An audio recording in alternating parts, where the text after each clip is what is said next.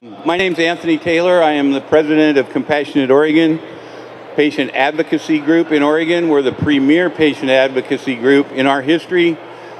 Since we formed in 2013, we've added PTSD to the list of qualifying conditions. We've added degenerative neurological conditions. We've reduced card fees for veterans to $20. We've helped make sure that you don't get discriminated against on a transplant list because you use cannabis. Last session we created, not the 2018, in 2017, we created a pathway for medical growers to get 20 pounds into the recreational system. It's not a lot, but it's a start. And we created the Oregon Cannabis Commission. Oregon Cannabis Commission is supposed to establish a strategic plan to make sure that cannabis is accessible and affordable to the medical patients that qualify on a long-term basis. They also have a number of other responsibilities, one of which is they have to submit a report to the legislature by February, and in that report they can make requests for legislative proposals and have those submitted to subcommittees in the legislature for consideration as legislation. So we are working on that right now. We've created our subcommittees and we're off and running. We've got 4 main areas of interest, which is research, product integrity, patient access, and educating the healthcare providers. And we have a lot of work ahead of us, and we have some very pressing issues that are following on the heels of the last 2 legislative sessions. Oregon had 2 legislative sessions in 13 months. It was quite an ordeal, and I know I'm supposed to be in a national cannabis advocate Q&A session. So I am going to just talk about one other thing about Oregon first. I'm not much of a national advocate, although I am paying attention to what they're doing for veterans. As a veteran myself, what they're doing for veterans on the national level. And December of last year, they issued a new policy directive to allow the VA doctors and healthcare providers to have discussions with patients about cannabis and not to restrict any of their treatment options or anything like that because they're a cannabis user. And that's been a great thing, and so I'm paying attention to that. But on the state level, we've got something coming up for the medical growers that's really important and is coming up on us fast. By July 1st of this year, all medical marijuana growers that have grow sites with more than 12 plants are required to begin reporting into the metric system that OLCC uses. You're not going to be able to get into that system until your grow site has submitted and been approved a grow site administrator. That grow site administrator will be responsible for paying all the fees, for making sure that there's a state certified scale, for doing all the reporting. You can't get, so that grow site administrator, you'll be able to sign up for that starting May 1st. And you must have that process completed by May 31st. So we got a 30-day window to push 2,400 grow sites through. So if any of you know medical marijuana growers that are growing for other patients and they're growing 13 or more plants, please tell them to be paying attention. OHA and OLCC will be doing state tours to update their licensees on metric, and then to begin to start training the medical marijuana growers that are required to report. Originally, it was going to be about 4,000 grow sites. It's down to 2,400 now, and I'm not sure how that's all going to play out, but we got a 30-day window, and then we have to be completely into metric by July 1st, or you're not allowed to do any transfers to any of your patients. So this is very key. You have to get your grow site administrator picked out and approved, and get that form in May. The other part of that is you also have to pay your $500 a year metric user fee at the same time. And when you have done that, then the OHA is going to transfer your information over to the OLCC. You'll get any subsequent training that you need, and they will get you accredited so that you can buy your tags and tag your items and record all your inventory with the cannabis tracking system called Metric. And until you do that, you cannot transfer to patients or 20 pounds into the rec system or cannabis into the 6 remaining medical marijuana dispensaries. So please be paying attention. You can follow our Facebook page, Compassionate Oregon, the Oregon Cannabis Connection Facebook page. It's going to start blowing up here in the next couple of weeks, so pay attention. We're going to have schedules. The OLCC, they're going to hit the usual stops, you know, Eugene, Salem, Bend, Roseburg, Grants Pass, Ashland, over to the coast, a couple of stops on the coast. So get out there and get trained. Also, there's a module on YouTube. It's about a 90-minute module that has all of the modules in 5 to 7 minute modules, so you can learn how to create a package or what you need to do to transfer or how to buy your tags. So it's a good thing to sit through that. They're just little short modules, takes about an hour and a half, and then you can come to these training sessions with a lot better questions. And when they start talking about what it is they need you to do, you'll have a better understanding of how that's going to work for everybody. So please make sure that you pay attention to those timelines, and the medical marijuana growers, please get to those training sessions so that you don't lose a chance to transfer a product to your patients. So I've been an activist for a long time, 40 years probably. I used my first cannabis when I was 15 years old, and I never looked back. But I've been an advocate of hemp for a long time. I am somewhat disappointed that our hemp infrastructure isn't moving faster than it is already. We really need to get the redding ponds, the decorticators, all the equipment that we need to harvest cannabis, hemp, as hemp is grown typically for industrial purposes, not just CBD. A lot of the CBD, they're just growing the individual plants, but when we step up to the industrial applications of hemp, you need to grow long fibers, and that means you need 8, 9, 10, 12-foot plants if you can get them. And we need to get the seeds harvested also. Presents a lot of problems, but it cures a lot of problems too, and it allows us to take advantage of the whole plant, not just the 1/3 part of it that's being used for CBD now. We need the fiber and the seeds, and the cellulose is produced from it to make plastics and things like that. So I know there's a lot of stuff going on the federal level. You know, we've all just heard that the representative from a congressman from Colorado cut a deal with Fat Nixon, saying that he's going to support states' efforts to continue to legalize marijuana. So that's positive. It's going to be tricky, though, for the next couple of 3 years with that, you know, with the team that's leading us right now. So make sure you keep everything taken care of. Make sure your taxes are paid. Make sure that all your records are right and everything's current and everybody's up to date.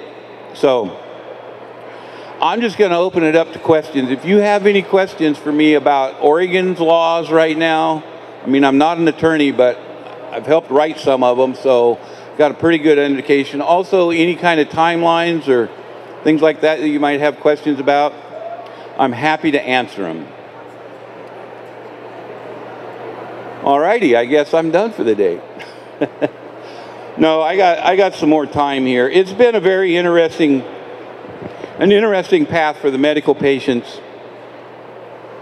And I will say this, that any state that has a medical marijuana program and legalizes it, if you can't answer one simple question and answer it well, you'll lose your program, your medical program. They'll just fold it right into the recreational program, and they'll have all kinds of new possession limits and plant counts and all that kind of stuff, and it won't be good. The question that you have to be able to answer is, now that marijuana is legal, what do we need a medical program for? Well, we need a medical program because patients need cannabis, and their needs are way different than the consumer's desires. You know, a consumer can go into a dispensary 5 o'clock on a Friday afternoon, and if they don't have the Bubba Kush, he's okay with Crater Lake or Afghan Goo or whatever it might be. Patient doesn't have that liberties.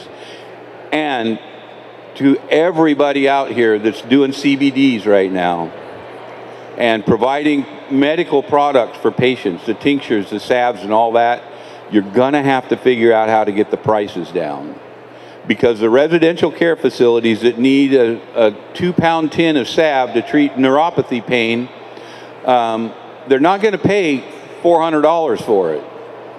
They'll pay $20 for it. So we need to figure out how to do that, because we can't, half the patients in the medical marijuana program get reduced card fees. That means they are low income or fixed income. And those people can't afford a $60 syringe of CBD oil. They can't afford it. They're burning through them in a week. $60 a week, that's $240 a month. What's that, about $2,800 a year? That's not going to work. So we have to do everything we can to begin to bring these prices down. One thing that will help is that residential care facility is going to be ordering 5-pound tins every week. So there's going to be a niche for some of these people that can figure out how to get it down, because the residential care facilities, and especially the oncologists in this state and across the country, are actively sending patients towards cannabis, which poses a problem because they don't have any access to it. It costs too much money, and they don't know how to prescribe it. With the salves, it's okay. You know, rub some of this into the affected area, and if it doesn't work, rub some more in. But when it comes to, you know, taking a 5, 10, or 15 milligram capsule 3 times a day, that's a little bit different. And we've got to, as a community, we have got to get there. We have got to understand that the medical community looks for the magic pill. They reach for that prescription pad all the time. So in order to facilitate our transition of reintegrating cannabis into the medical system, we need, as a community, to start thinking about 5, 10, and 15 milligram doses 2, 3, 4 times a day. Because if we don't, we're going to continually be buffeting up against these winds of the medical community, and they're not going to come around very quickly. And there's a lot of people out there that are excited about it, want to do it, but there's a lot of apprehension because of dosing issues. So Cannabis Commission is going to continue to work through that. Part of our duties is to do a solid research program, even starting a few small pilot projects. As soon as we figure out what our budget is, and we can start making some funds available for research projects. But even that, as much as we've been talking about it over the years, we still expect that to happen, but it's a process. It's just like they just pulled back on the hemp stuff in the OLCC stores. They don't have the rules written. You can't implement legislation without rules, and the rule process takes a couple of months usually. So the legislative process and the rulemaking process is frustrating as hell, but if you stick with it, you can make inroads. Sometimes they're ironic. For instance, if you're a daycare provider, you can smoke all the weed you want to after hours, and you can keep the legal amounts of cannabis on site, and you can administer cannabis to your pediatric patients, pediatric cannabis patients in your care. But if you have a medical marijuana card, you can't get a daycare license. That's just weird, and it's wrong, and it's the sort of thing that the Cannabis Commission has to fix. Because if we're going to integrate cannabis into standardized medical care, we have to do it discrimination-free. You can't be discriminated against in any treatment options or medications or anything like that just because you use cannabis. This also extends to employment issues. You know, it's time to end testing for cannabis. I even go as far as saying, you know what, I'd rather have a guy in a semi-truck with a CDL license out there using a little cannabis than tweaking down the highway. So these are distinctions that as medical cannabis advocates, you have to draw, and you have to make sure that we begin to be able to use this medicine without discrimination.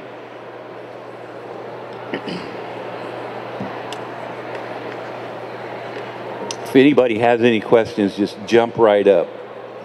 Anthony, are there programs to teach the doctors to talk more openly about cannabis? Yes, there are. His question was, are there classes and stuff starting for the doctors?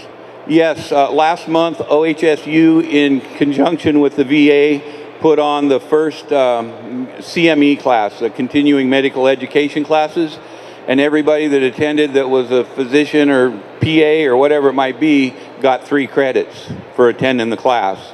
So it's starting to happen. They made a couple of interesting statements. One, of course, we expected. Why are we having this event? Because doctors are being asked questions about cannabis by their patients and we don't have any answers. So now they're getting the answers, and it's going to be an ongoing thing as you know, as more and more patients ask their doctors about cannabis. And I'm not talking about, you know, the guy that's got, you know, a messed up back and everybody knows he's using cannabis. I'm talking about people like my parents that are in their mid-80s that go to their doctor and ask about cannabis and they got no answers for them. So we're working to bring that up, and we really want to integrate cannabis, and I think we're going to attack that through the residential care facilities because that's probably the easiest. One thing that we did do in legislation over the last few years was we created a secondary caregiver for patients. So for instance, if you're in a convalescent facility where you're going through, you know, you've fractured your pelvis, and the only repair for a fractured pelvis is rest for a couple of months and let it heal back together. And so you're going to be in a convalescent rehabilitation facility where you're getting your PT and all that. You need to be able to get your cannabis too. So with the secondary caregiver, now you can designate that facility as a temporary caregiver or long-term if you're in an assisted living facility. And so now you have a chain of command whereby your primary caregiver can bring your product in to the secondary caregiver facility, give it to the med nurse, and it goes into the med cart, it's checked in. Now we're starting to generate chart notes for all these patients. And the more chart notes we generate, the better chances we have of reintegrating cannabis. So when you go to your doctor and talk about cannabis with them, make sure they're making chart notes. Say, yeah, I found that with 30 milligrams of cannabis before I go to bed, I can sleep through the night. Or I found that 15 milligrams twice a day knocks my fibromyalgia down to a manageable level. So that's what we're going to work on over the next couple of years, both as Compassionate Oregon patient advocates and in conjunction with the Cannabis Commission, because we created that so that patients had a forum to discuss issues like doctors refusing to give you pain meds because you got a cannabis card, or kicking you off of the pain management contract because you tested positive for a non-prescribed substance. Those sorts of things are things that the guy stopping in to the weed store right next to the liquor store, picking up an ounce of weed and a fifth of Jack Daniels, doesn't give one whit about that stuff. It's not on his radar. He doesn't care unless perhaps he has a family member that he has to deal with it because of. So the needs of the patients are very much different, and we have to work as hard as we can to make sure that our two programs stay as separate as possible. There are some places where they overlap, like in testing. There's no difference in testing medical cannabis or recreational cannabis. There's no real difference in tracking it. You know, it's all the same sort of thing. Packaging and labeling, same sort of thing. If you're going to make cookies, whether you're OHA or OLCC, you got to follow the rules. You got to have recall. You got to have public safety in mind. So as we push through this to bring cannabis back into the pharmacopoeia and train our medical professionals how to use it and what questions to answer, it's going to make a better world for everybody. The other thing is, if you're an Oregon Health Plan patient, the Oregon Health Plan was created to serve low-income, fixed-income Oregonians. So if you have, and we're working on this hard behind the scenes, so if you have an OHP doctor that won't sign your attending physician statement, have them refer you to a doctor at a clinic, and then that way OHP will pick up the cost of the referral. It may take a while, but they will pay it. It's a billing thing, you know how that can be. So in little steps like that, we'll reintegrate. And, you know, eventually you'll be able to get a copay. Or through a compassionate patient program, which we're also working on, you'll be able to qualify and receive greatly reduced costs for your medicines, or even free in some instances. For instance, if you meet the federal poverty line at or below, free cannabis. And with 1.1 million pounds of cannabis in OLCC inventory and probably 500,000 pounds conservatively in the medical community, there's no reason any patient in this state should ever have to pay for marijuana medicine again, ever. And that's a big deal, is trying to work through that so that we've got this program set up so that if you meet certain criteria, it's free cannabis from here on out. Any hope for our seniors, you know, in the course of retirement situation? Well, hope for our seniors, he asked. So again, that goes back to the residential care facilities, the assisted living facilities, the ALZ facilities, the Alzheimer's facilities. Those people really need cannabis, and they need it bad. You know, they're agitated. I went through it with my mom. And it's not easy. It's not easy at all. And I was lucky. She didn't linger.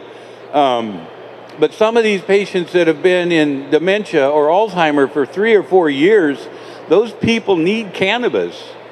They needed it before they got Alzheimer or dementia, but they need it now even more because it will make their world better, and it will make it easier on the staff. The state will save money, and that's what we have to keep driving home, is that the state is going to save money. 2 studies just came out of JAMA that said in the states that have legal medical cannabis, the numbers are going down. And that just not the medical numbers, but the crime numbers and all that sort of stuff, they're all going down. And we got to keep beating them over the head with this, because they've been beating us over the head with the fact that it's all going to go up if we legalize this. And now we've proven them wrong. We told them we were wrong. We've proven our position. And now it's time to just keep moving forward. Because hemp is a plant that, you know, it's hard to reckon with cannabis. It's just cannabis and hemp. It's just such a marvelous plant, and it's got great possibilities. I am so excited for the future of cannabis and for the future of hemp. I cannot wait until we have a hemp fiber plant that's producing linens, cloth, canvases, all that sort of stuff, industrial fabrics.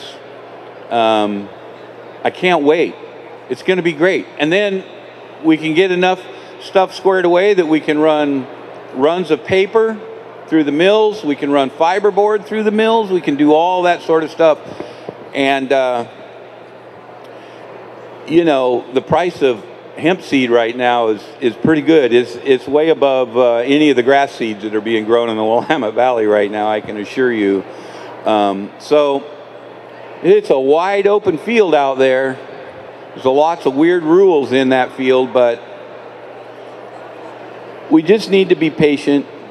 We need to kind of shift our paradigm about how we think about cannabis as medicine, and how to bring hemp and its economy into the Oregon economy and develop this product and all the products that go along with it. I will caution folks, though, I think that within the next 5 to 7 years, a lot of the smaller CBD people, they're going to be sucked up by way larger enterprises. You know, when Eli Lilly finally gets the clearance that they know that they can start packaging up CBD salves, they're going to do it. And you're just going to be a fly on the windshield for them. So make sure that you've got a good, solid client base and that people understand the difference between, you know, the cannabis plant and the synthesized THC or CBD model. So that's a couple of things they talked about at that OHSU class was pharmaceutical companies are rapidly closing in on synthesizing CBD. And once that happens, that's going to be tricky because then all the doctors can just reach for a pad. That's going to take a few years before it all gets through the trials and all that. But they're coming, and they're not going to slow down for you know, a salve maker in Williams, Oregon that's only putting out a couple hundred tins a month. They're going to blow the doors off of that. So be careful. Have a good, solid business plan, and make your money in the next few years, and see where it goes from there. So, okay, I'm about at the end of my time. If anybody's got any questions, I'm happy to answer them. My name is Anthony Taylor. I'm the president and co-founder of Compassionate Oregon, a patient advocacy group, and a commissioner on the newly formed Oregon Cannabis Commission. Any other questions? Thanks for listening, and thanks for coming to the show today. I really appreciate it.